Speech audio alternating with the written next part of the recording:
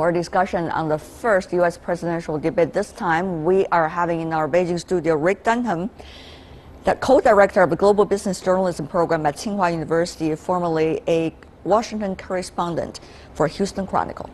Welcome, sir. In Chicago, we are joined by Laura Schwartz, joining us from the Democratic National Convention arena. Welcome. And she is also a political commentator who worked at the White House during former President Bill Clinton's tenure. In Washington, D.C., also from the U.S., we have Mr. Brandon Andrews, a former U.S. Senate staff and also director of Impact, a nonprofit organization that develops political skills for young leaders. Welcome as well. Well, the first debate has done. So, what do you make of this nature of this debate? Is it likely to help us really understand who is likely to be the next president of the United States of America? Ms. Schwartz. Well, it is just fabulous to be back with you and these two distinguished gentlemen, Brandon and Rick. I think that the debate last night was incredible. Incredible for the American people. Like you mentioned, up to possibly 100 million people watched. 7 million people interacted on Twitter and social media, 19 million people on Facebook, and today is National Voter Registration Day in the United States, and that says so much for getting people out to vote and involved.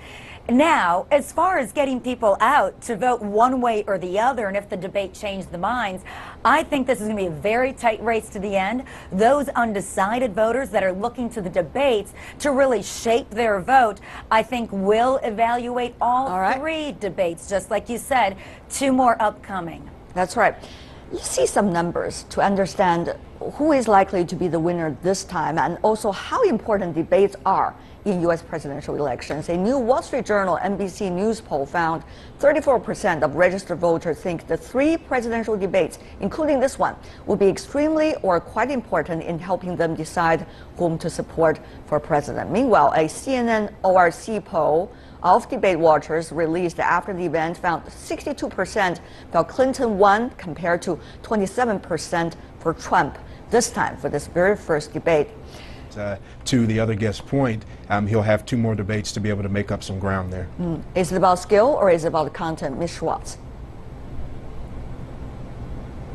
It is both, because you have to show the temperament to be president on that stage. You know, the first televised debate was Nixon-Kennedy, and those listening on the radio said Nixon won. Those watching on television said Kennedy won. So it really matters, and again, with this enormous audience watching and seeing Donald Trump consistently interrupt with nothing new to say or policies to put out there, it just wasn't very effective, and yet he claimed victory. His team claims victory. His team thinks that he needs to do exactly what he did last night in the forthcoming debates. But when you look at the polls of who the undecideds thought they won, I really think that Donald Trump needs to watch tape of his performance last night, watch his interrupting, and answer the questions that are asked. And when you do that, when you tell the American people why you are saying what you are saying and explain it to them, then you've got a much better chance to both look presidential and prepared. Interesting. According to the recent analysis from New York Times, this is a number I got from them, 29 times interruption by Donald Trump of Hillary Clinton. The other way around, 10 times by Hillary Clinton toward Donald Trump's speech. And yet we see it is not just interruption, it's 2 different styles of debate and 2 different styles of performance in front of the public. Mr. Dunham, some were suggesting what it should be the strategy from both sides toward one another, because they certainly have absolutely different styles. Well, one is very much going out there, pounding. The other is much more about, I want to be the president. Well, to me, Trump has a strategy that I would call chaos theory. His whole idea is to go beyond truth.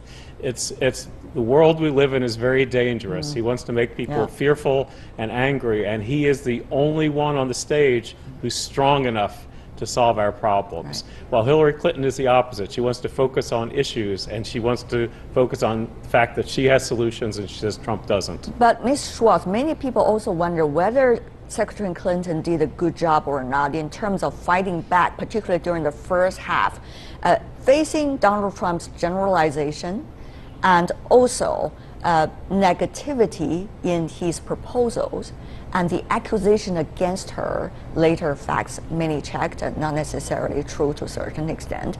And also, when you have an opponent with some call with extreme incivility, how the other one should react to that. I'm only quoting people's adjectives, not necessarily my opinion. Ms. Schwartz.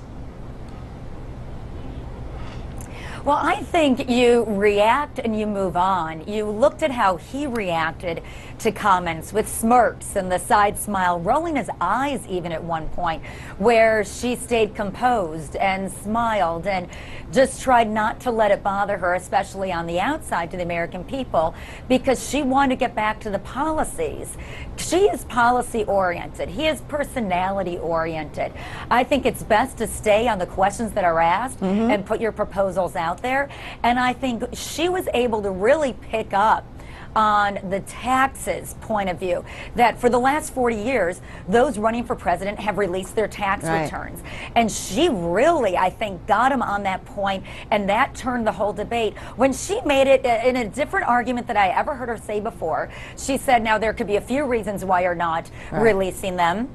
And one of them was, perhaps you're paying 0% income tax. That means you're paying 0% for our vets, for our military, for education. And I think that framed up the tax release debate in a different way, because taxes do pay for the proposals, and you're responsible to the taxpayer to use it wisely. So I think that's when it really turned into her favor. Well, but on the other hand, we have seen Mr. Trump has this very forceful one-liners, particularly during the first half of the debate. Well, Secretary Clinton went on with lengthy answers, very much accused the styles of so-called establishment and elites of Americans. Mr. Andrews, what do you make of these kind of styles? Is it a competition also between styles and the belief of what politicians should be like? Well, it's a 90-minute debate. A lot of words were said in there by Trump, Clinton, and by Lester Holt. And I think Trump's ability to be able to distill down the feelings in the hearts and minds of Americans and being able to deliver those solid one-liners consistently is something that's going to stick in the minds of Americans over the next couple of weeks as they prepare for the next couple of debates, and as some Americans actually begin to do early voting. So it's up to Mr. Trump whether or not those one-liners are going to be positive or negative. If they are positive, if they're connected to substantive policy proposals, then they will hopefully, buttress his campaign. But if they're negative, if they're things that he says that are offensive, etc., those will stick in the minds of Americans as well, and those aren't going to do anything for him in terms of getting more people to vote for him. That's right. Ms. Schwartz, about 10 times Mr. Trump mentioned about China, and of course all of them in the negative way. In comparison, we saw only several times from Secretary Clinton. When she mentioned it with some of the other countries as well. What do you make of this difference? Well, I think it's the same difference where Donald Trump says that China created the hoax of climate change, which if you watch the fact-checking going on last night, he certainly said that, though he denied it on stage. I think Hillary said it best when she said we're 5%. And we have to work with the other 95% of the world when it comes to trade, when it comes to national security. And you have to treat countries as such. I think that's why when you saw her talk about the partnership with our allies, again, national security, economy, and trade can be a very positive thing. Ford had to tweet out last night, one of our largest automakers, correcting Trump that no, they're not moving jobs from America to Mexico. They are still building cars here. In fact, 2 new small cars. So I have to say, I think Brendan's right. Donald Trump was giving his one-liners, a lot of what we've heard in the campaigns, and that will really invigorate his own voters that he I already see. has. But this is about the undecideds and the very strategic states that may figure out this electoral mathematics when it comes to November. What China? How many Americans are still interested in presidential elections? Are we going to see more American voters come out this time? Are Americans still interested in their politics? Ms. Schwartz, briefly.